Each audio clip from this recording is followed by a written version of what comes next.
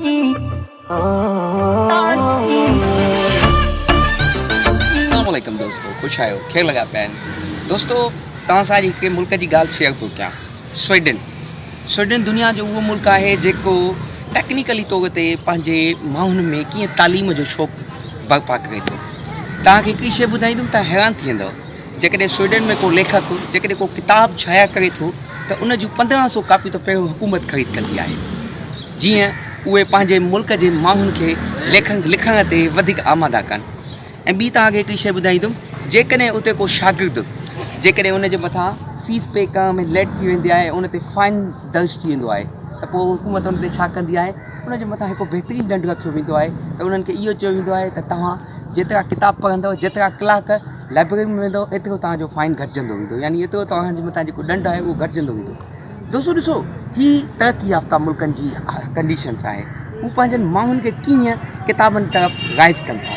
हू ॾिसो, तव्हां जेकॾहिं रेल में वेंदव, ट्रेन में वेंदव त माण्हू किताब पढ़ंदा, ऐं उते तव्हांखे हिकिड़ी शइ हैरान कंदड़ ॿुधाईंदो हलंदुमि त दुनिया में घणे जेके अमीर तरीन माण्हू हूंदा आहिनि, जेके ख़ासि करे वेस्ट वर्ल्ड में उहे ई माण्हू अथव जेके किताब शाया कंदा आहिनि, जेके किताब लिखंदा आहिनि। त मूंखे अफ़सोस सां चवणो थो पए, असां वटि त लिखणु त आहे कोन, जेकॾहिं लिखणु आहे त पढ़ण वारा माण्हू कोन्हनि के। छो आया छाजे का असां यकीन ॾियारियूं त असां मोबाइलनि जे व्हाट्सएप, मोबाइलनि जी इंस्टाग्राम, मोबाइल जी इन्हनि अजीब तरीन कैफ़ियतुनि में गुम थी आहियूं। दोस्तो, मोबाइल हिकिड़ी अहिड़ी शइ आहे जंहिंमां असांखे कनेक्टिविटी मिलंदी आहे, जंहिंमां असां कुझु तालीम हासिलु करे सघंदा आहियूं। असांजा दोस्त किताब खणण खां क़ाइद थी विया आहिनि, किताब पढ़ंदा न आहिनि, किताबनि सां हुनजी लॻंदी न आहे।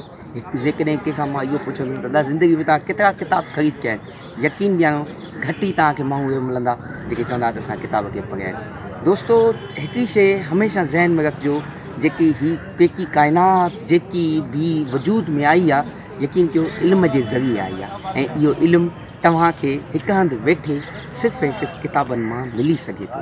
जेकॾहिं तव्हांखे हिस्ट्री पढ़णी आहे त तव्हांखे हिस्ट्री जेकॾहिं पढ़णी आहे त तव्हांखे किताबु पढ़णो पवंदो। जेकॾहिं तव्हांखे दुनिया जूं मुख़्तलिफ़ सिविलाइज़ेशन ते पढ़णो आहे, ॿुधणो आहे त तव्हांखे किताबु पढ़णो पवंदो। जेकॾहिं तव्हां किताबनि खे ई टाइम न ॾींदव दोस्तो, तव्हां काॾों वधंदव। तव्हां ॾिसो, दुनिया जा अमेरिका वञो, यूरोप जा केतिरा ई मुल्क अहिड़ा आहिनि जिते माण्हुनि किताबनि खे पंहिंजो पेशवा बणाए छॾियो आहे। किताबनि खे हू पढ़ंदा आहिनि, किताबनि खे हू वक़्तु ॾींदा आहिनि। असां माण्हू सिर्फ़ु किताब पढ़ण त ठहियो, पर उन्हनि खे वक़्तु ॾियण त परे जी ॻाल्हि आहे, उहे असां वटि केॾी बणिया पिया हूंदा आहिनि।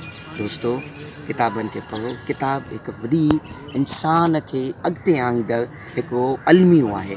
तव्हां जेकॾहिं किताबनि खे पढ़ंदव त किताब तव्हांखे यकीन ॾियणु थोरे वक़्त में घणो कुझु ॾेई सघंदा। त मां अॼु दोस्तनि खे इहो ई अर्ज़ु कंदुमि त किताबनि सां दोस्ती रखो। छाजे का किताब हिकु वॾी अनमोल तोहफ़ो आहे। जीअं मिर्ज़ा कलीश बेग चयो आहे, किताबनि सां दिलि मुंहिंजी, किताबनि सां दिलि मुंहिंजी, कुतुब खानो वतन मुंहिंजो, किताबनि में दफ़न थींदुसि, वर्क थींदा कफ़न मुंहिंजो।